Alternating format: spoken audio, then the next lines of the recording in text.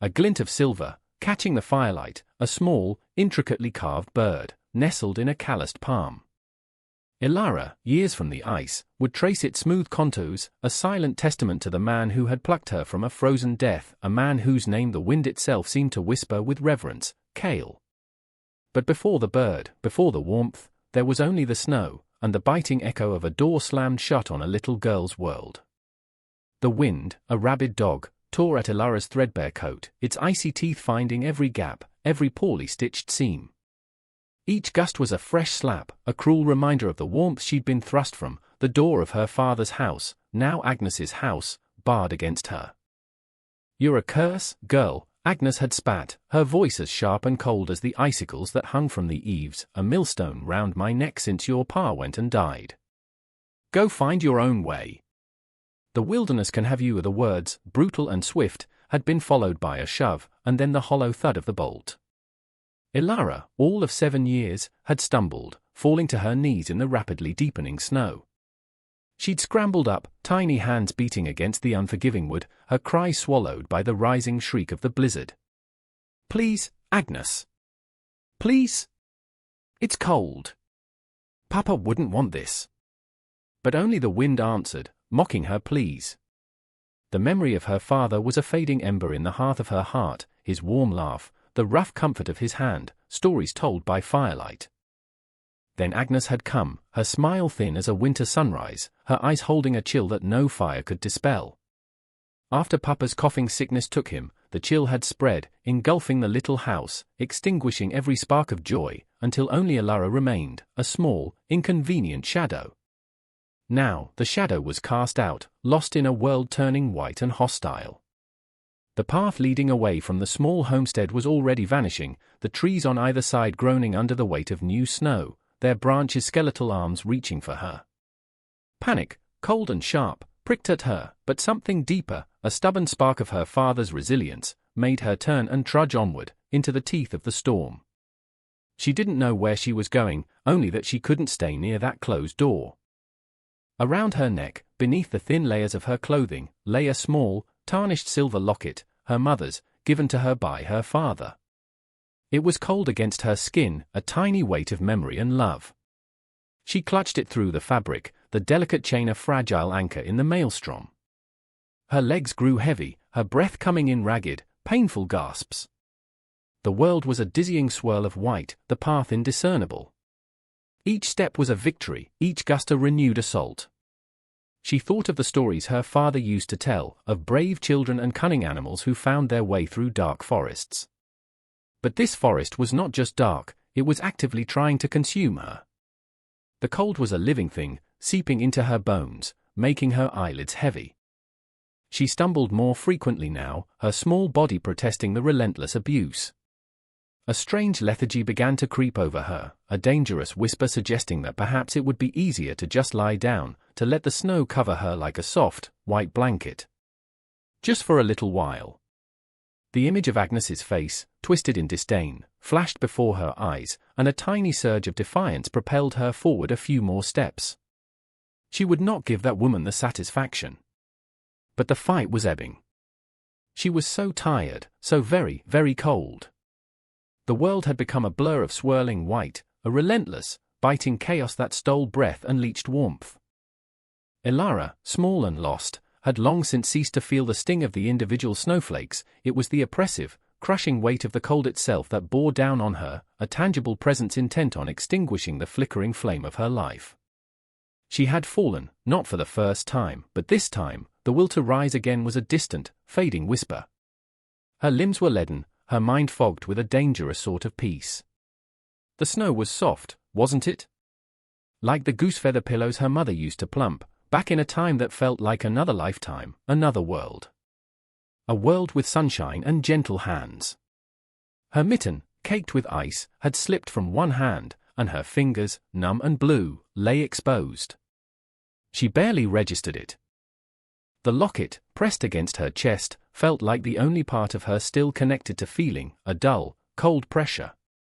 Through the howling symphony of the wind, a new sound began to penetrate the edges of her consciousness, or perhaps it was a trick of her failing senses, a rhythmic, soft thudding, almost like a heartbeat, but heavier, more deliberate.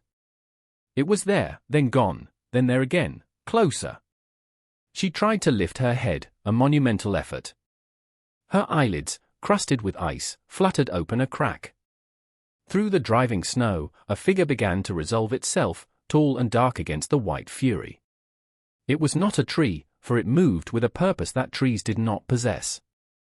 It was large, larger than any man she had seen in the small settlement near her old home. As it drew nearer, details emerged, stark and unfamiliar. Dark, braided hair, streaked with snow, fell against a coat made of some thick animal hide, stitched with patterns she did not recognize. A quiver of arrows was visible over one shoulder, and a bow was clutched in a gloved hand.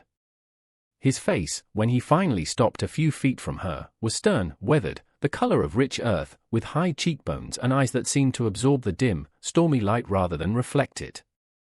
A Modoc warrior.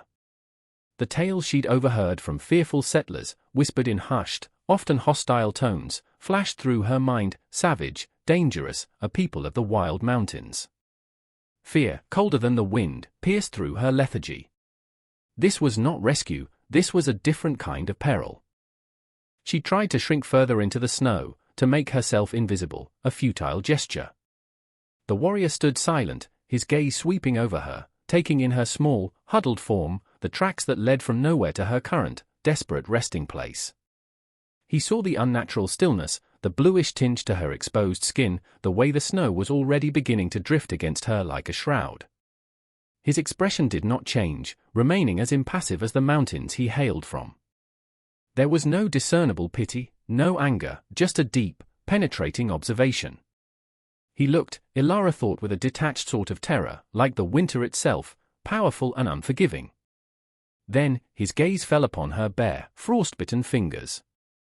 For a fleeting instant, something flickered in the depths of those dark eyes, a shadow, perhaps, a memory, too quick to decipher.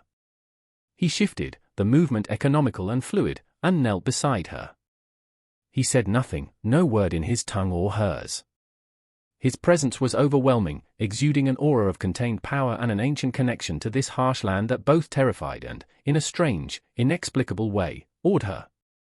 He reached out, not towards her, but towards the fallen mitten. The warrior, Kale, moved with a quiet efficiency that belied the harshness of the storm. His large, gloved hands were surprisingly gentle as he retrieved Ilara's fallen mitten, brushing off the clinging snow before carefully, methodically, working her frozen fingers back inside. Ilara flinched, a small, involuntary tremor, but she was too weak, too overwhelmed by cold and fear, to offer any resistance. His touch, even through the layers of hide and wool, was firm, impersonal, yet not unkind. It was the touch of someone accustomed to dealing with the practicalities of survival, not the comforting caress she vaguely remembered from her father. He then surveyed her again, his gaze lingering on her face, noting the chapped lips, the icy lashes, the shallow, fluttering breaths. Without a word, he shrugged off the heavy pack he carried, its contents a mystery to her, and from it, he pulled a thick, fur-lined robe or blanket. He shook it out, the movement sending a cascade of snowflakes into the air, and then, with a swift, encompassing motion, he wrapped it around her small, shivering body. The fur was surprisingly soft, carrying a faint, earthy scent of wood smoke and pine, a scent utterly alien yet strangely grounding. Next, he unstrapped a water skin from his belt. He removed the stopper and, supporting her head with one arm, brought it to her lips. The water was icy, and she choked a little, but he waited patiently, letting her take a few small, difficult sips. It was only water, but it felt like a lifeline. Then, with a grunt that seemed to convey decision rather than effort, he carefully scooped her up. Ilara gasped, a tiny, soundless thing, as she was lifted. She was so light, a mere bundle in his powerful arms, nestled against the hard planes of his chest. The fur robe enveloped her, creating a small pocket of relative stillness amidst the storm's fury. She could feel the steady beat of his heart against her back, a strong, rhythmic counterpoint to the wind's howl. Fear was still a cold knot in her stomach, but exhaustion was a more potent force. She closed her eyes, surrendering to the inevitable, too weary to fight, too frozen to care where this silent, formidable stranger was taking her. The journey was a blur. She was aware of the warrior's steady, powerful strides, the way he navigated the treacherous, snow-choked terrain as if it were a familiar garden path. She felt the wind less keenly now, shielded by his body and the heavy fur. Occasionally, she would crack her eyelids open to see only the driving snow, the dark fabric of his coat, the occasional glimpse of a snow-laden branch whipping past. There were no words, only the sounds of the storm and his measured breathing. It might have been an hour, or an eternity. Time had lost its meaning. Then, through the decreasing intensity of the snowfall, she sensed a change. The wind seemed to lessen its attack, blocked by something substantial. She felt him stoop, then a shift in the quality of light, a dimming. A moment later, she was being gently lowered. She blinked, trying to focus. They were inside, out of the storm. The air was still cold, but the biting wind was gone. A faint, smoky smell permeated the space. As her eyes adjusted, she made out the rough-hewn log walls of a small cabin, a single room, sparsely furnished. A stone hearth dominated one wall, cold and dark for now. A few furs were piled in a corner, a simple wooden table and stool stood near the hearth. It was primitive, basic, yet it was shelter. Cale laid her down on a pile of dry furs near the hearth, unwrapping the outer robe he'd covered her with. He moved to the fireplace, his movements economical, and began to build a fire. He worked with practiced ease, laying tinder, striking flint and steel, coaxing a tiny spark into a flame. Ilara watched him, a silent, wary observer. The silence in the cabin was profound, broken only by the crackle of the nascent fire and the distant, now muffled, roar of the blizzard outside. It was a different kind of silence than the one in Agnes's house, which had been filled with unspoken resentment and simmering anger. This silence was vast, elemental, like the mountains themselves. Cale did not speak, did not look at her directly once the fire was established and beginning to radiate a weak warmth. He busied himself with small tasks, checking his gear, adding wood to the fire. Ilara clutched her locket through her dress, the only familiar thing in this strange, unsettling new reality. Terror was still present, a cold undercurrent, but it was tinged with a desperate, fragile hope. She was out of the storm. For now, she was alive. Days melted into a slow, rhythmic pattern, dictated by the needs of survival and the quiet, unwavering presence of the Modoc warrior. The blizzard had raged for 2 full days after Cale brought Ilara to his secluded cabin, effectively sealing them off from the outside world. During that time, Cale moved with a steady, unhurried purpose. He kept the fire fed, its warmth gradually seeping into Ilara's chilled bones, chasing away the deep, insidious cold that had threatened to claim her. He prepared food, a thin, nourishing broth made from dried meat and herbs, which he offered her in a small wooden bowl. He didn't coax her to eat, simply left it near her, and when she tentatively took a few sips, he made no sign, merely retrieved the bowl later. Ilara spent most of those first days huddled in the furs he had provided, drifting between exhausted sleep and a wary, silent wakefulness. Her frost-bitten fingers and toes throbbed painfully as circulation returned, a constant, agonizing reminder of her ordeal. Cale, noticing her discomfort, would silently prepare a poultice of crushed leaves he retrieved from a leather pouch, gently applying it to the worst of her injuries. His touch was impersonal, almost clinical, yet there was a carefulness to it that was not unkind. He never spoke to her, not in her language nor his. His silence was not hostile, Ilara began to realize, but rather a natural state for him, like the quiet of the deep forest. He was a man of few, if any, words, his communication expressed through action, through provision, through the steady maintenance of their small, temporary world. He would sit for long periods by the fire, sharpening a knife with a whetstone, the rhythmic scrape a strangely soothing sound, or mending a piece of his gear with sinew and an awl. Sometimes he would carve, his strong hand surprisingly deft as he shaped small pieces of wood into intricate figures, animals, birds, patterns she didn't understand but found mesmerizing to watch from the corner of her eye. Ilara observed him constantly, her fear slowly, almost imperceptibly, giving way to a cautious curiosity. He was unlike anyone she had ever known. His self-sufficiency was absolute. He seemed to need nothing from the outside world, drawing everything he required from the wilderness around them or from the meager supplies he carried. His movements were economical, powerful, and possessed a grace that was at odds with his rugged appearance. She noticed the small things.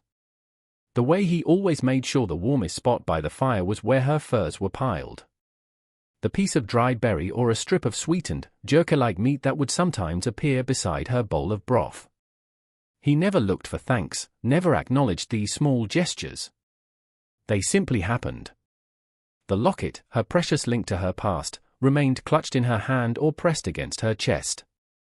It was her shield, her comfort. One afternoon, as the storm finally began to subside, its fury diminishing to a whisper, Elara was examining the locket. It was old, the silver tarnished, the clasp a little loose. As she fumbled with it, her still sore fingers clumsy, it slipped from her grasp and rolled a short distance across the rough wooden floor, coming to rest near Cale's foot. A gasp escaped her, small and fearful. She froze, her heart pounding. Cale, who had been mending a snowshoe, stopped his work. He looked down at the locket, then slowly, deliberately, he bent and picked it up. He held it in his palm for a moment, his expression unreadable. Elara held her breath, terrified he might keep it, or damage it.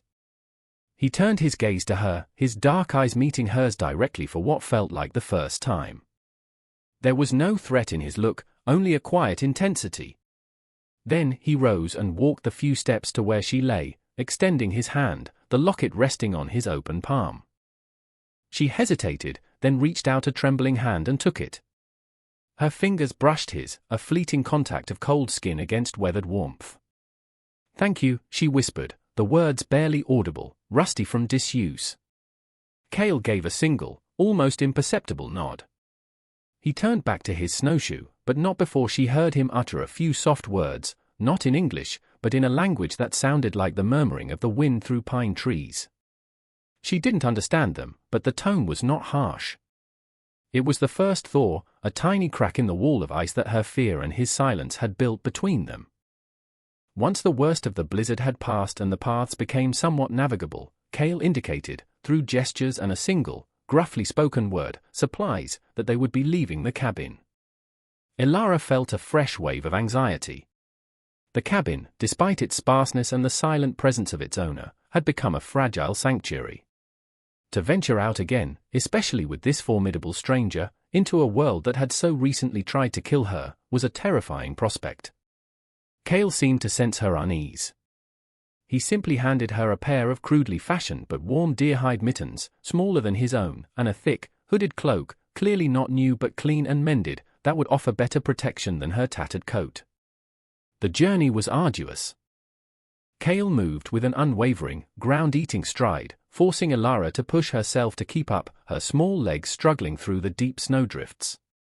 He carried her across a rushing, ice-choked stream, his grip sure and impersonal, and pointed out animal tracks, naming them in his own tongue and then, occasionally, in simple English, deer, rabbit, wolf. His voice was low, resonant, used so sparingly that each word seemed to carry extra weight.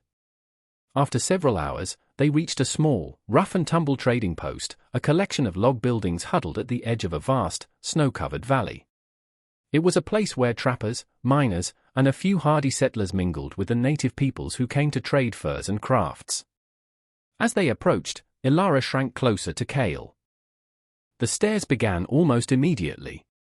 Men in buckskins and rough wool, their faces bearded and weathered, paused in their conversations, their eyes lingering on Cale with a mixture of suspicion and wary respect. Then their gazes shifted to Elara, a small, pale child clinging to the side of the tall Modoc warrior, and the suspicion hardened into something uglier. Whispers followed them like biting flies. "Look there, ain't that one of those Modoc renegades? What's he doing with a white girl? Stole her, I reckon. She looks terrified." Poor thing, Elara's face burned. She wanted to disappear, to melt into the snow. Cale ignored the whispers, his face a mask of stoic indifference, but Elara could feel a subtle tension in him, a tightening of the muscles in his arm where her hand rested for balance.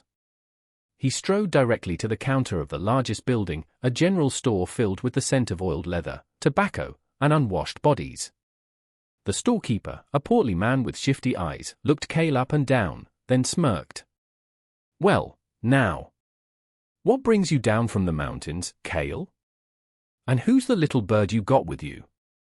His tone was insolent, edged with a sneer. Cale placed a small bundle of cured pelts on the counter. "Flour. Salt. Ammunition." His voice was flat, devoid of emotion. As the storekeeper began to measure out the flour, a burly trapper, smelling strongly of whiskey and stale sweat, swaggered over. He leered at Ilara. "Where do you find this one, Injun? Lost, was she?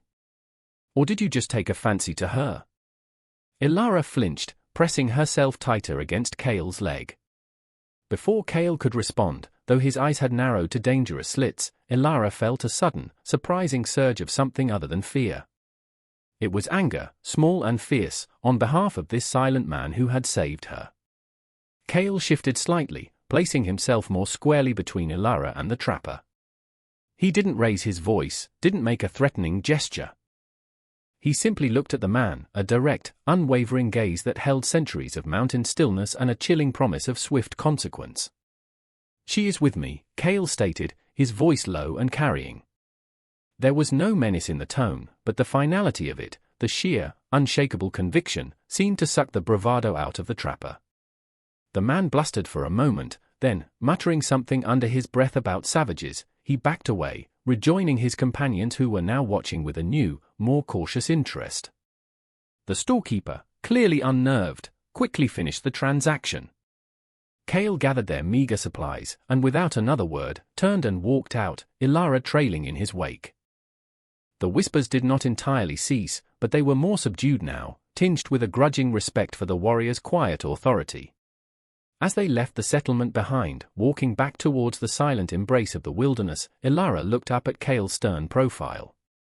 He had defended her, not with violence, but with an immense, immovable strength of presence. In that moment, the bond between them, forged in snow and silence, deepened. She was an outsider, marked by her association with him, but she was his outsider. And somehow, that felt safer than being alone in a world that judged so harshly. The relative peace of Cale's remote cabin was a stark contrast to the simmering hostility of the trading post. Back within its rough-hewn walls, with the fire crackling a welcome song and the scent of pine and wood smoke filling the air, Ilara felt a measure of safety return. Yet, the encounter at the settlement had left its mark, stirring up the silt of her past traumas. The nights became harder. Sleep, when it came, was often shallow, haunted by vivid, terrifying dreams. She would see Agnes's face, contorted with rage, hear her cruel words echoing in the oppressive darkness. She would feel the biting cold of the snow, the despair of abandonment, her small hands beating uselessly against the bolted door. Sometimes, she would cry out, a muffled sob or a whimper escaping her lips, her small body trembling in the furs.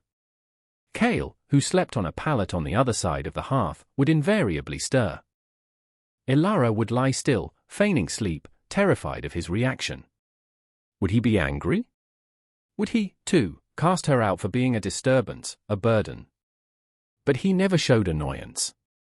Instead, she would sense him sitting up, the faint rustle of his furs the only sound. He wouldn't come to her, wouldn't touch her, understanding perhaps that such an intrusion might frighten her more. He would simply sit there, a dark, steady silhouette against the dying embers of the fire, a silent guardian keeping watch until her breathing evened out and the tremors subsided. His presence, though unspoken, was a profound comfort, a solid anchor in the stormy sea of her nightmares. One night, after a particularly harrowing dream, she awoke with a small, choked cry, tears streaming down her face. She couldn't stop them, couldn't quiet the sobs that shook her small frame. Cale rose and added a small log to the fire, the gentle crackle a counterpoint to her distress. He didn't look at her directly, but sat with his back partially turned, gazing into the flames. After a long silence, broken only by her quiet weeping, he began to speak, his voice low and even, more a rumbling murmur than speech. He didn't address her terror directly, didn't ask about her dreams. Instead, he told a story, in his own language first, the cadences ancient and resonant, like the soughing of wind in old-growth forests. Then, haltingly, using the simple English words he knew, he translated its essence.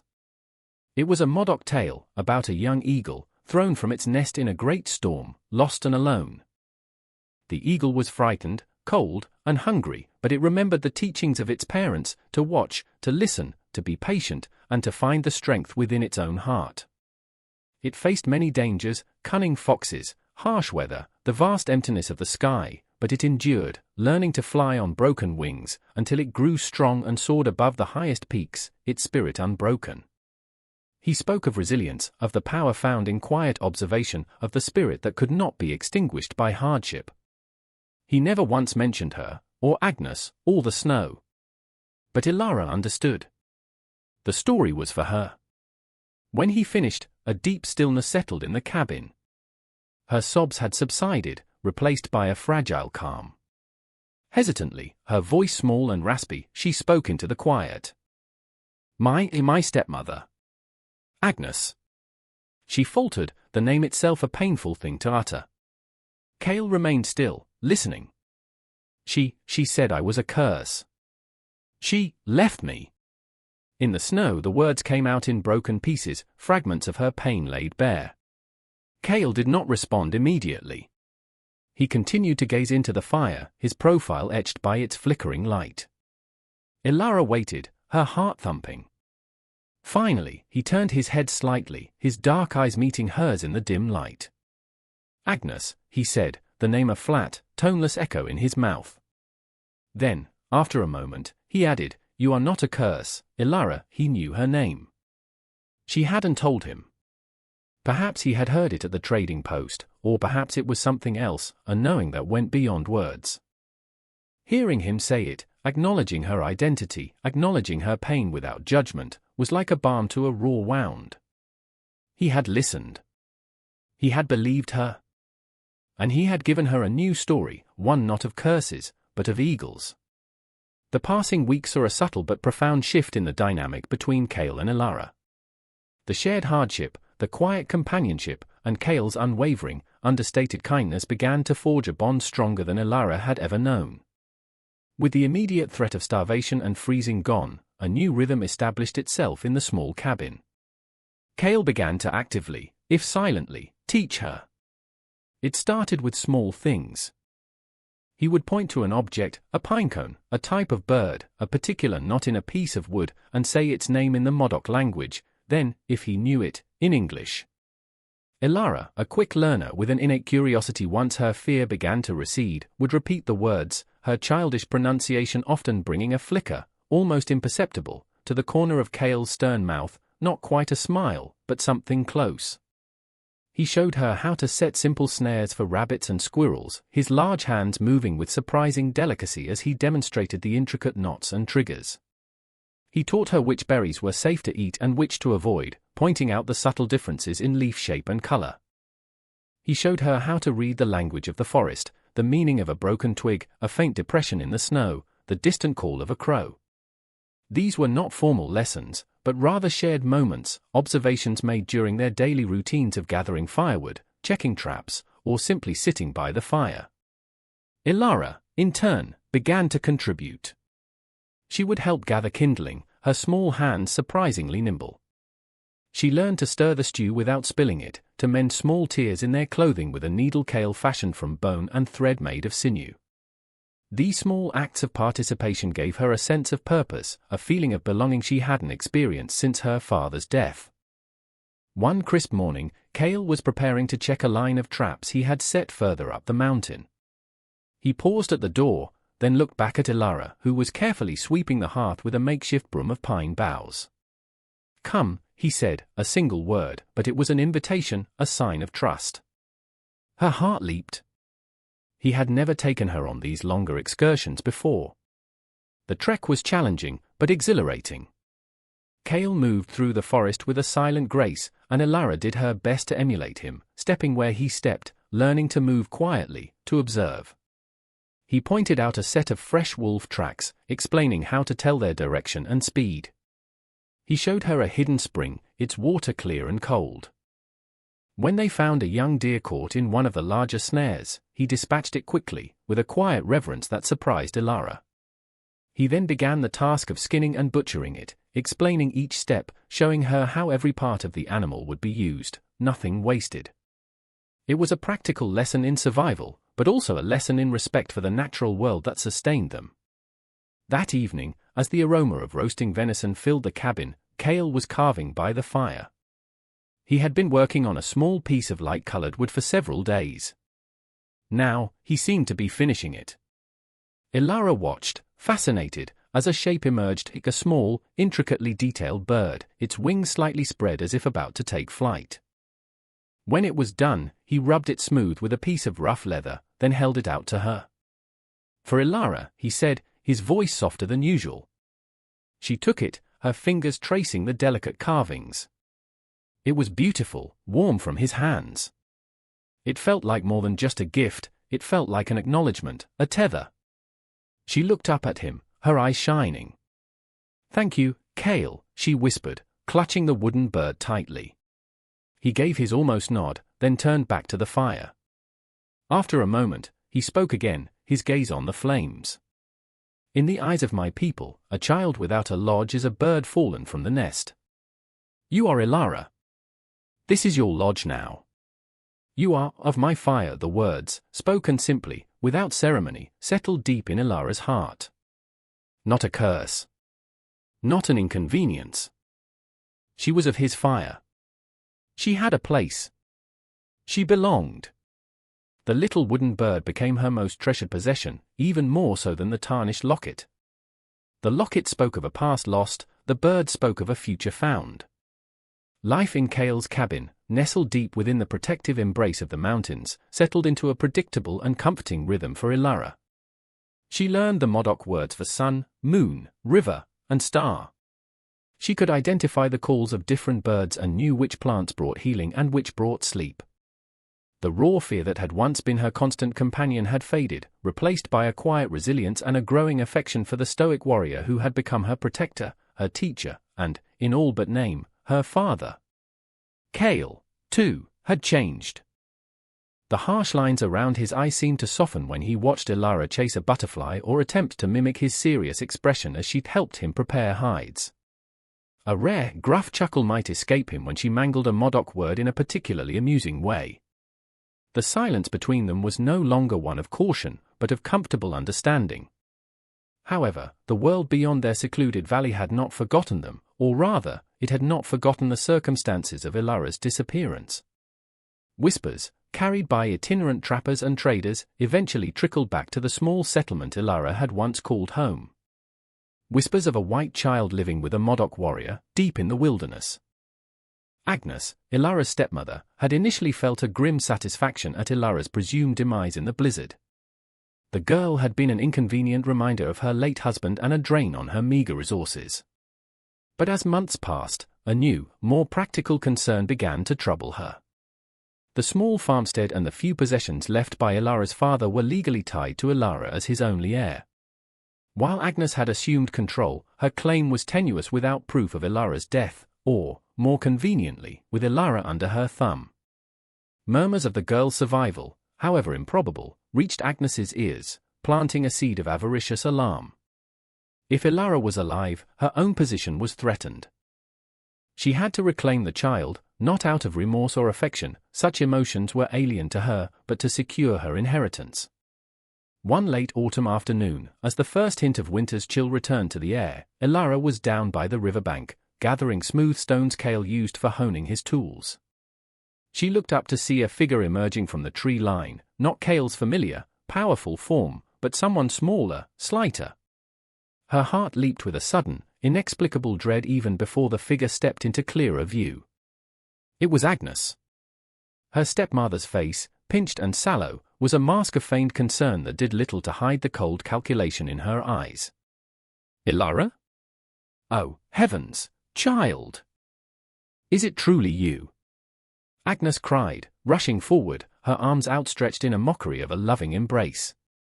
Ilara instinctively recoiled, stumbling backward, the smooth stone scattering from her grasp.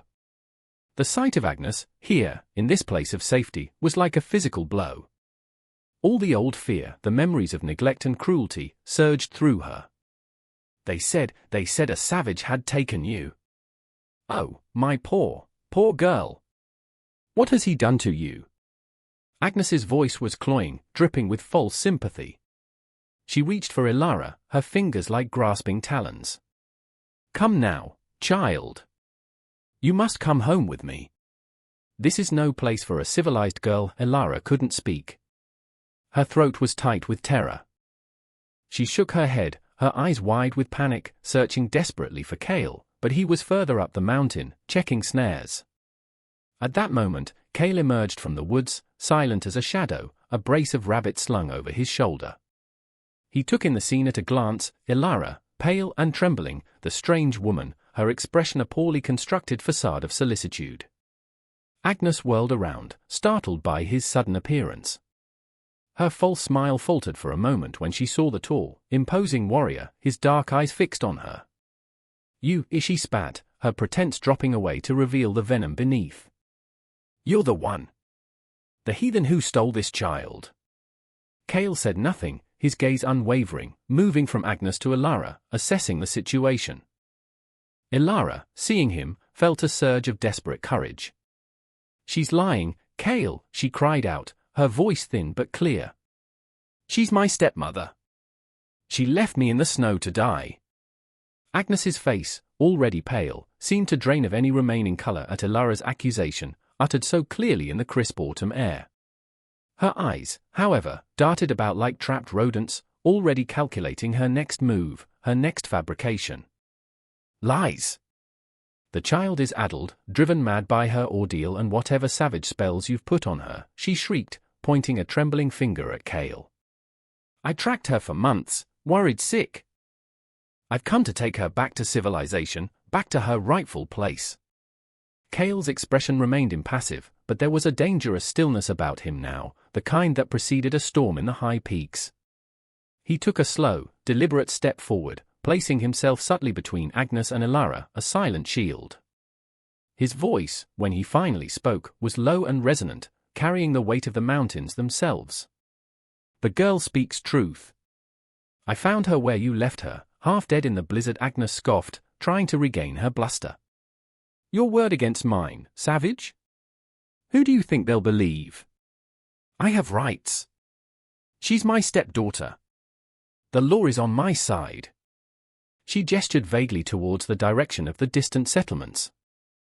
I can bring the sheriff, men who will understand what's right and proper. Ilara felt a cold dread grip her. Agnes was cunning, manipulative. She knew how to twist words, how to play on the prejudices of the townsfolk.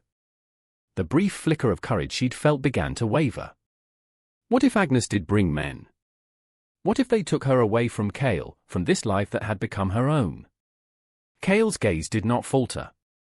This is Modoc land, he stated simply, a fact that carried immense weight in this remote territory, though often disregarded by encroaching settlers. The child was abandoned. By our law, by any law of decency, she was forfeit. She found shelter here. She is of my lodge. The last words were spoken with a quiet finality that brooked no argument. Agnes, however, was not easily deterred when her own interests were at stake. She saw her control, and the inheritance she craved, slipping away. Of your lodge, she sneered. You mean your prisoner? Your slave? Don't think I don't know what your kind does with captive children.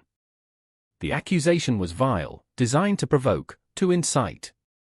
Ilara gasped, horrified by the woman's venom. She looked at Cale, expecting to see fury, but his face remained a stoic mask, though a muscle twitched in his jaw. It was Ilara who found her voice first, a voice surprisingly strong, fueled by indignation and a fierce, protective love for the man who had saved her.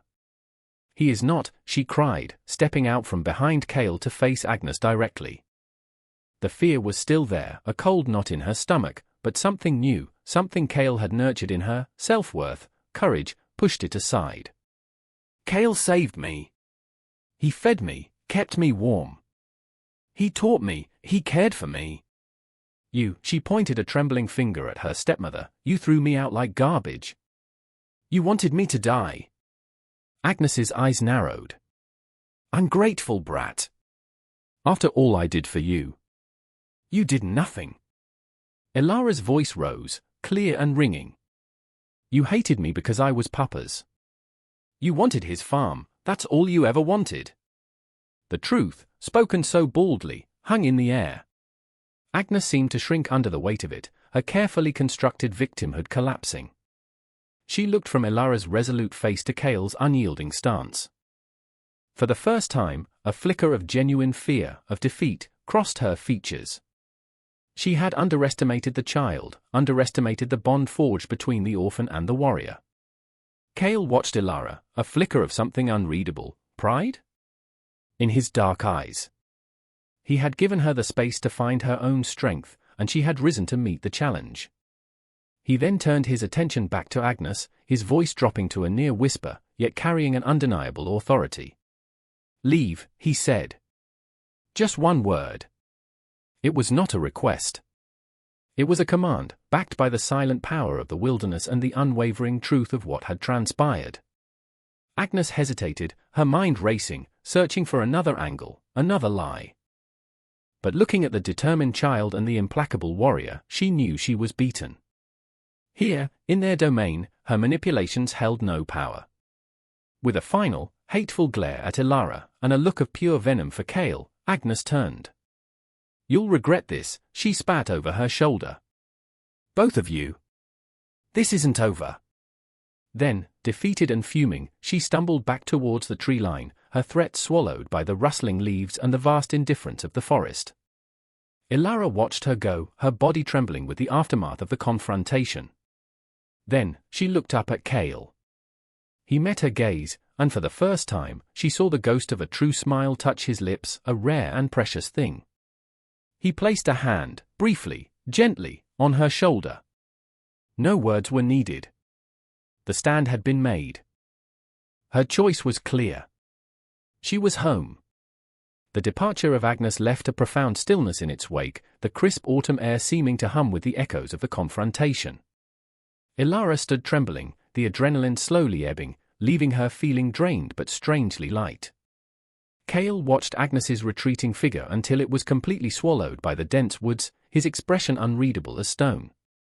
Only when the last rustle of her passage had faded did he turn fully to Ilara. He knelt, bringing himself to her eye level, a rare gesture of intimacy. His dark eyes, usually so guarded, held a softness she had only glimpsed before.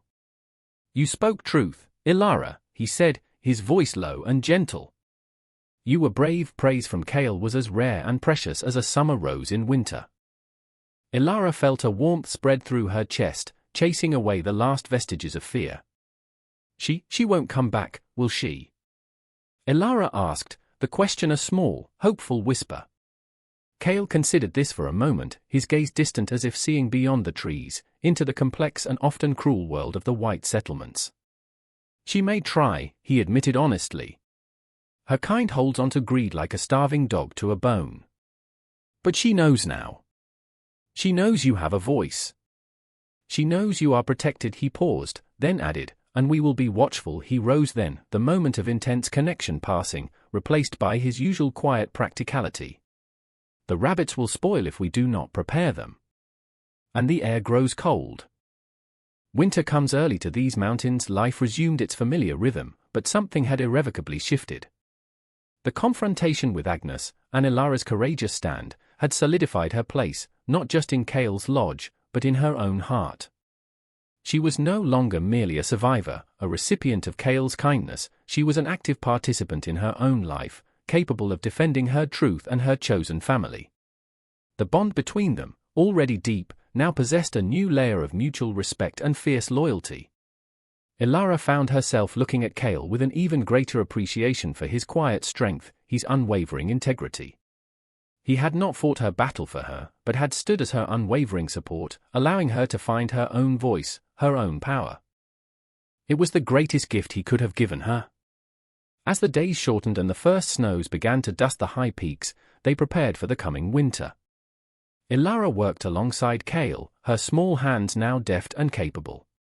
She helped smoke the last of the venison, gather the final harvest of late berries and edible roots, and reinforce the cabin against the encroaching cold.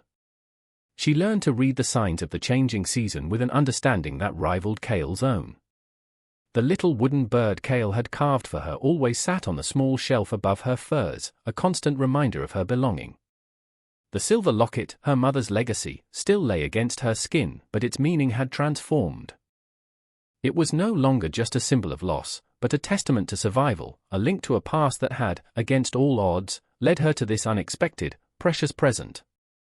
One evening, as a fierce wind howled outside, rattling the shutters Cale had recently installed, they sat by the fire. Ilara was mending one of Cale's hunting gloves, her stitches small and neat. Cale was silently observing the flames, a thoughtful expression on his face. Agnes spoke of the law, Ilara said quietly, breaking the comfortable silence. The white man's law. Does it mean she can still take me? Cale turned his gaze to her. Their laws are many, and often twisted, he said slowly. But there are other laws, older laws. The law of the heart. The law of found family. You were cast out. You were taken in. Here, he gestured around the small, warm cabin, you are valued. You are safe. That is a truth their paper laws cannot easily erase, especially when a child speaks her own mind with courage. He reached out and gently touched the top of her head, a rare and comforting gesture. Fear not the shadows of yesterday, little bird. We will face tomorrow, together. Ilara leaned into his touch for a moment, a profound sense of peace settling over her. She was no longer the orphan girl left in the snow. She was Ilara of Cale's Lodge, a child of two worlds perhaps, but firmly rooted in the love and acceptance she had found in the heart of the wilderness, beside a Modoc warrior who had, in every way that mattered, called her his own. The fire crackled, the wind roared outside, but within the small cabin, there was only warmth, and the quiet promise of a shared future. Years spun by, marked by the turning of the seasons, each one etching deeper the bond between the Modoc warrior and the girl he had rescued from the snow. Ilara blossomed in the harsh beauty of the mountain wilderness, her small, frail frame growing strong and agile, her spirit resilient and bright. Cale remained her steadfast guide, her quiet protector, her unconventional father. He taught her not only the skills to survive in the wild, to track, to hunt, to read the weather in the wind and the clouds, but also the deeper wisdom of his people, respect for the land, the intricate balance of nature, the importance of community, and the quiet strength found in listening to one's own heart. Ilara, in turn, brought a lightness and a laughter to Cale's solitary existence that he hadn't realized he'd been missing. Her quick mind absorbed everything he taught her, and she often surprised him with her insightful questions and her intuitive understanding of the world around them. She learned to speak the Modoc language fluently, her tongue easily mastering its complex cadences, and she shared with him the stories from the books her own father had read to her, remnants of a world Cale knew little about. Agnes never returned. Perhaps the memory of Ilara's fierce defiance and Cale's unyielding presence was enough to deter her. Or perhaps, as Cale had suspected, her avarice found other, easier targets. The farmstead, Ilara sometimes thought with a pang of distant sorrow for her father's lost legacy, was likely long gone, sold or fallen into ruin. But her true inheritance, she knew, was not in land or possessions, but in the love and wisdom she had found with Cale. As Ilara approached womanhood, she became a bridge between two cultures. While her heart belonged to the mountains and the ways of Cale's people, she never forgot her origins. Occasionally, Cale would take her to a larger, more tolerant trading post further south, a place where different peoples mingled with less prejudice. There, Ilara's ability to speak both English and Modoc, her understanding of both white and native customs, made her a valuable intermediary. She saw the injustices, the misunderstandings, the fear that so often divided people, and a quiet resolve grew within her to foster connection rather than conflict. The little wooden bird Cale had carved remained her most prized possession, often tucked into a pouch at her belt. The silver locket still lay against her heart, a reminder of where she had come from, but its sorrow had long been overshadowed by the richness of her present. One clear, cold evening, as the stars blazed with an icy brilliance in the vast mountain sky, Ilara and Cale sat outside their cabin, a small fire crackling before them. Ilara was now a young woman, her hair the color of firelight, her eyes holding the clear, steady gaze of someone who knew her own worth. Kale, his hair now streaked with silver at the temples, watched her with a quiet pride that needed no words. "The world is changing, Kale," Ilara said softly, her gaze on the distant, snow-capped peaks. "More settlers come. The forests shrink. Sometimes I fear." Kale nodded slowly. "Change is the way of the river. It always flows. But the strong rocks in its path shape its course, even if they cannot stop it." He looked at her, his eyes reflecting the firelight. "You are a strong rock, Ilara. You carry the wisdom of the old ways and the knowledge of the new. You have a good heart. That is a powerful thing." Ilara smiled, a warmth spreading through her. "Everything I am, everything I know, I learned from you." Kale shook his head slightly. "I only cleared the path. You walked it with your own strength." He reached into his own pouch and drew out something he had been working on in secret. It was another carving, larger this time, a magnificent eagle, its wings outstretched as if soaring towards the heavens, its eyes crafted from tiny chips of obsidian that seemed to gleam with an inner light. He placed it in her hands. "The eagle flies high," he said, his voice raspy with emotion. "It sees far. It is a messenger between the earth and the sky. You are like that eagle, Ilara." "My daughter." The word, spoken with such simple, profound sincerity, filled Ilara's heart to overflowing. Tears welled in her eyes, shining like the stars above. She could only nod, her throat too tight for words. This was the culmination of their journey, a home forged in winter, a family born of abandonment and rescue, a love that transcended blood and circumstance. The orphan girl left in the snow was long gone. In her place stood Ilara, daughter of Kale, a woman of courage, wisdom, and boundless compassion, ready to face whatever changes the river of life might bring, her spirit forever intertwined with the wild heart of the mountains and the enduring love of the Modoc warrior who had called her his own.